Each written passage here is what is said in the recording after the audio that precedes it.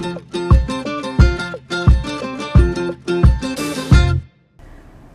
Sobat Alumni semua, kita bertemu dalam acara Bincang Bersama Alumni Inspiratif. Podcast ini merupakan tempat kita ngobrol seru bersama para alumni yang tentu saja punya kisah yang menarik, dari mulai pengalaman hidup sampai dengan perjalanan karir dan juga mungkin kisah-kisah menarik yang lain. Bersama saya Novi Indrastuti yang akan mengawal para narasumber kita pada kali ini. Hari ini spesial sekali karena sudah hadir di depan kita. Ini ada dua perempuan hebat ya. Jadi luar biasa sekali, ini sosok alumni yang tidak hanya sukses dalam profesinya tetapi juga punya cerita perjalanan hidup yang menarik untuk dijadikan inspirasi. Saya sapa dulu ya narasumber yang pertama, ada Mbak Dr. Dora Amalia, SSM HUM. Halo ya, Mbak Novi. Halo, selamat siang. Selamat siang. Ya, Mbak Dora, apa kabar? Alhamdulillah, kabar saya baik sekali. Ya, baru sampai di sini ya. Iya, dari betul. Jakarta. Nah, Mbak Dora ini adalah Kepala Pusat Pengembangan dan Pelindungan Bahasa dan Sastra. Nah, di sebelah Mbak Dora ada Mbak Esi. Ya, saya boleh ya menyapa Mbak ya, biar kelihatan awet muda semuanya. Boleh. Ya, Mbak Esi Hanstein ya, ini dosen Bahasa Indonesia di Universitas Leipzig dan kemudian di Humboldt ya, di Berlin. Nah, beliau ini terbang jauh ya sampai ke sini. Terima kasih sudah hadir di UGM begitu. Terima kasih juga. Beliau selain mengajar juga penerjemah dan juga aktivis kebudayaan kayaknya ya. Lebih Dan pemerhati deh. Pemerhati ya. Ya, selamat siang Mbak Esi. Selamat siang Mbak Novi. Ya, Mbak Dora dan Mbak Esi ini kebetulan keduanya adalah alumni Fakultas Ilmu Budaya Universitas Gadjah Mada yang dulu namanya Fakultas Sastra. Sastra ya. Ya, angkatannya sama ya? Sama. Tahun berapa masuk ke UGM? Tahun 90. Ya. Tapi jurusannya beda Beda, ya. Kalau ya. sekarang departemen atau prodi. Iya. Mbak Dora dari mana? Saya jurusan program studi Asia Barat, Sastra Asia Barat atau Arab ya. Dari Iya. sastra Arab ya Sastra dulu. Arab dulu Ya. namanya ya. Ya, Mbak Esi? Sastra Inggris. Sastra Inggris ya, jadi macam-macam ya. Iya. Oke, tapi yang penting sama-sama dari UGM dan iya. Kagama. Iya. Gitu. Iya. Oke, saya mulai dari Mbak Dora. Kita bincang-bincang santai saja ya. Jadi kami pengen mendengar nih bagaimana perjalanan Mbak Dora mulai dari staf di Badan Bahasa hingga kini bisa mencapai jabatan sebagai Kepala Pusat Pengembangan dan Perlindungan Bahasa dan Sastra. Jadi pastinya penuh cerita. Dan pastinya ada momen-momen penting dalam perjalanan itu. Ya, bisa diceritakan kepada sahabat alumni semuanya? Oke, terima kasih Mbak Novi dan sahabat alumni. Keberadaan saya di Badan Bahasa, terutama di Pusat Pengembangan dan Pelindungan Bahasa, ini sebetulnya agak unik ya, karena pertama saya ketika masuk ke Badan Bahasa itu sudah dalam posisi berkeluarga dengan anak satu, kemudian sudah kuliah juga pasca sarjana. Jadi saya sebenarnya masuk menjadi pegawai negeri sipil itu agak terlambat. Tahun berapa ya? 2002. 2002. Iya, ketika itu usia saya 31. Jadi karena sebelumnya ketika menikah, kemudian saya ikut suami bertugas kemana-mana. Suami saya tentara dan juga alumni FIB UGM. Ketika itu ya mendampingi suami dan jauh ya ke Maluku waktu itu. Kemudian setelah itu suami belajar di UGM untuk pasca sarjana, saya ikut menemani. Kemudian setelah itu setahun kemudian saya ikut kuliah juga untuk S2. Setelah itu suami bertugas lagi dan saya kembali ke tanah kelahiran saya, ke Palembang. Dan disitulah saya mulai melamar menjadi pegawai negeri. Dan itu diterima tahun 2002. Dan sejak saat itu, pertama kali bertugas sebetulnya saya ada di Balai Bahasa Provinsi Sumatera Selatan di Palembang. 4 tahun kemudian saya pindah ke Jakarta dan di sana saya langsung ditugaskan di bidang perkamusan. Jadi itu bidang spesialisasi saya. Ketika saya bekerja sampai dengan saat ini sebetulnya memang spesialisasi saya itu di bidang perkamusan. Jadi dari sejak awal memang di bidang perkamusan. Betul, ya. betul. Termasuk ketika saya mengambil studi doktoral saya di Universitas Indonesia itu juga tentang leksikografi. Oh, leksikografi. Iya. Ya. Ya. Jadi itulah perjalanan singkatnya. Ya, sekarang juga sebagai editor ya leksikografi yang jurnal itu. Iya, jadi ada jurnal namanya Leksikografi, Journal of Asialex. Asialex itu adalah Asosiasi Leksikografi Asia, dan sebetulnya selain sebagai editor dari jurnal Leksikografi, saya baru saja juga terpilih jadi Secretary of Asialex Board. Oh, luar biasa. Ya, lumayan sih saya.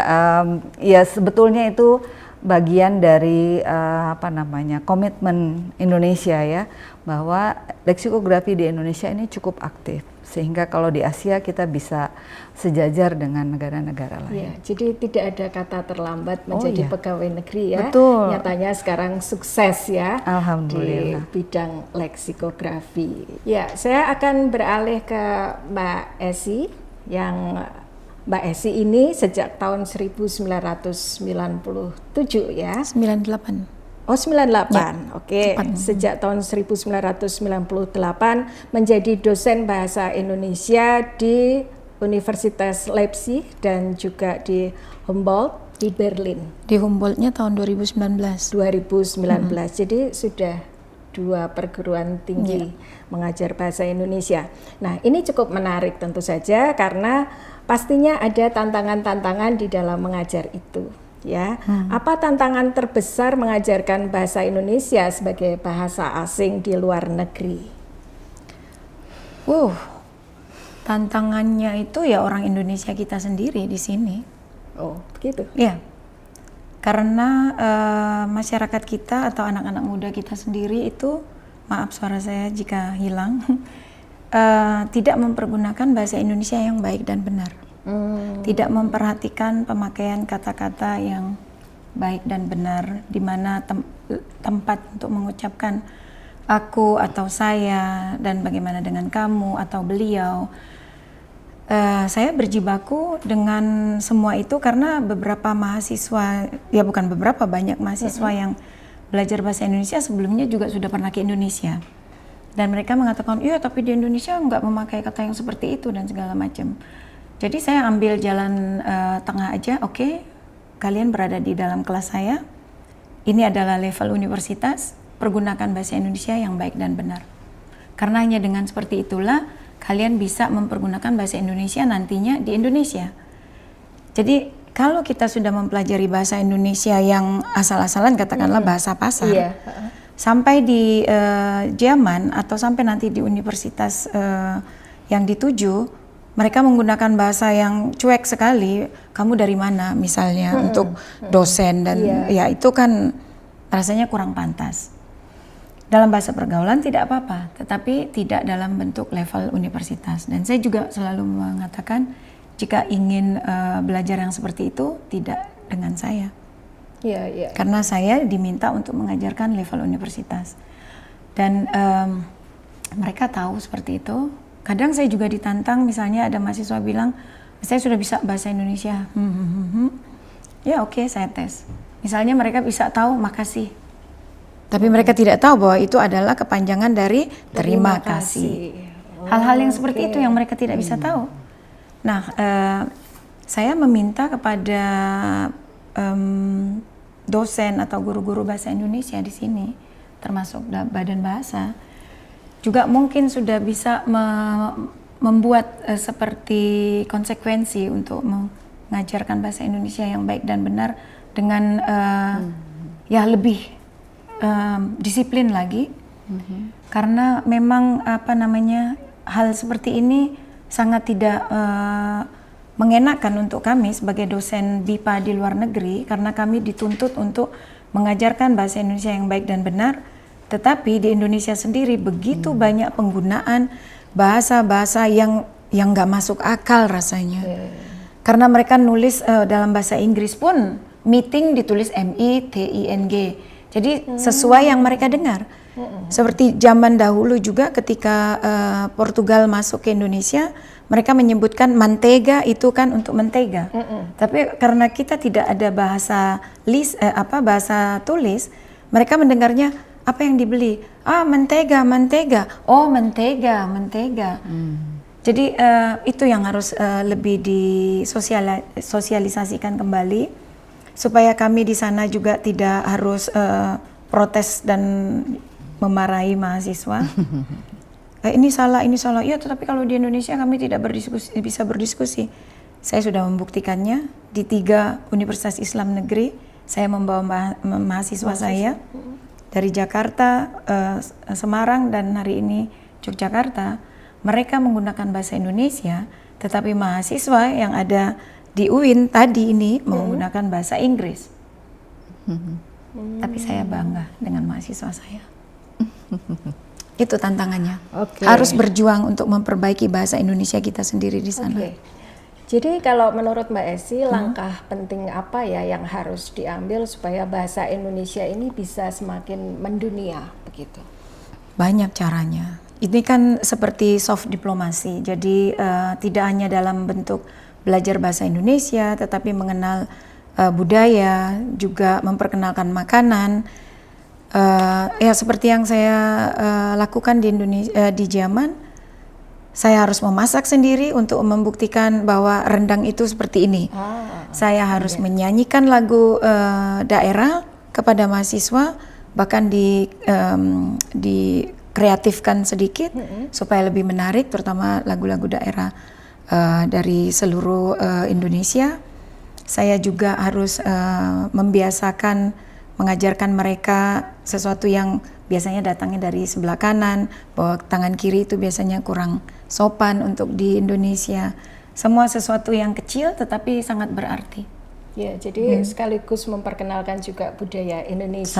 Selalu dengan batik, dengan apa saja, menonton bersama, dan ya pokoknya semua saya lakukan supaya Indonesia kita semakin terkenal. Ya. Kalau bicara lagu tadi, kayaknya Mbak Esi ini juga bisa menyanyi ya. Jadi selain sebagai dosen, selain sebagai pemerhati begitu ya, bisa dong di-spill sedikit kalau ada lagunya.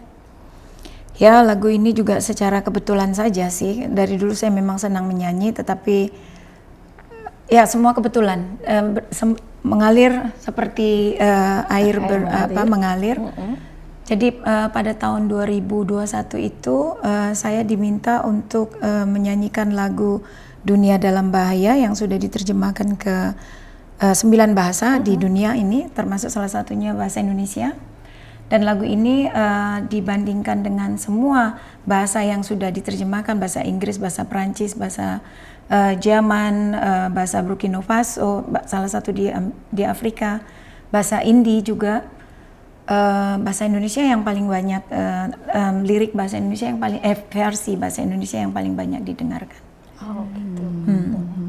Jadi liriknya adalah dunia dalam bahaya, berbagai masalah dihadapi bumi kita, dan kita semua penyebabnya yang membuat bencana. seperti itu. Luar biasa. Saya harus hemat suara. Iya, maknanya juga ini sangat dalam ya, sebuah kritik terhadap lingkungan. Iya, itu untuk mensukseskan 17 pembangunan berkelanjutan yang ingin dicapai sampai 2030. SDGs ya. SDGs. Ya, baik. Terima kasih Mbak Esi. Saya ke Mbak Dora lagi. Mbak Dora ini sudah cukup lama ya terlibat dalam penyusunan Kamus Besar Bahasa Indonesia. Bisa diceritakan bagaimana sih rasanya memimpin penyusunan kamus ini menjadi rujukan bahasa seluruh bangsa Indonesia gitu? Ya, itu awalnya karena penugasan. Ketika saya dari Sumatera Selatan pindah ke Badan Bahasa di Jakarta, tugas yang saya emban itu adalah editor pembantu untuk Kamus Besar Bahasa Indonesia edisi keempat. Waktu itu saya bersama tim yang lain diberi waktu 3 bulan untuk menyelesaikan edisi 4. Dan sebagai orang baru waktu itu, karena baru ditugaskan di perkamusan, saya harus cepat menyesuaikan diri karena bergabung dengan pekamus-pekamus senior. Hanya waktu itu di tahun 2008 ketika dirilis atau dipublikasikan kamus itu, cara kerjanya masih setengah manual ya. Jadi kita nulis dalam slip, entry baru, kemudian ada petugas untuk memasukkan entry-nya dalam komputer dan sebagainya.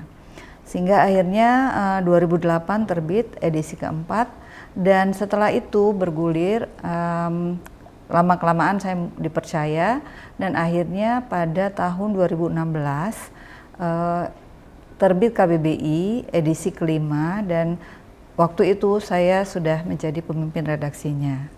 Dan di pemutakhiran KBBI 4 ke 5 itu merupakan peralihan besar tentang platform kerja. Jadi kami tidak lagi menggunakan kertas, SDGs. Kami sudah memakai aplikasi, jadi tidak ada pekerjaan kamus lagi yang menggunakan kertas karena semuanya terhubung dengan paperless, nirkertas. Semua terhubung dengan komputer, dan sejak saat itu KBBI bisa diperbarui atau dimutakhirkan lebih cepat karena tidak harus dicetak, yaitu setiap bulan April dan Oktober setiap tahunnya, jadi 2 kali setahun. Jadi itu pengalaman yang menurut saya perlu diceritakan ya, bagaimana usaha kita supaya sejajar dengan negara lain yang sudah lebih maju dalam penyusunan kamus berbasis elektronik. Ya, luar biasa ya pengalamannya dari manual sampai dengan ke paperless. Jadi itu dinamika yang terus mengalami perkembangan di dalam penyusunan perkamusan. Ya. Baik, nggak terasa ya obrolan kita sudah sampai di penghujung waktu. Jadi saya kira banyak sekali insight yang bisa kita ambil, mulai dari cerita-cerita tentang pengalaman, tantangan-tantangan yang dihadapi, sampai dengan beberapa hal seperti pesan-pesan tadi. Di lagu tadi ternyata ada pesan yang dalam sekali pesan, yang dalam seperti itu, yang tentunya bisa menginspirasi kita semua. Terima kasih banyak untuk Mbak Dora, dan terima kasih banyak untuk Mbak Esi yang sudah melakukan perjalanan yang begitu panjang. Berapa jam, Mbak?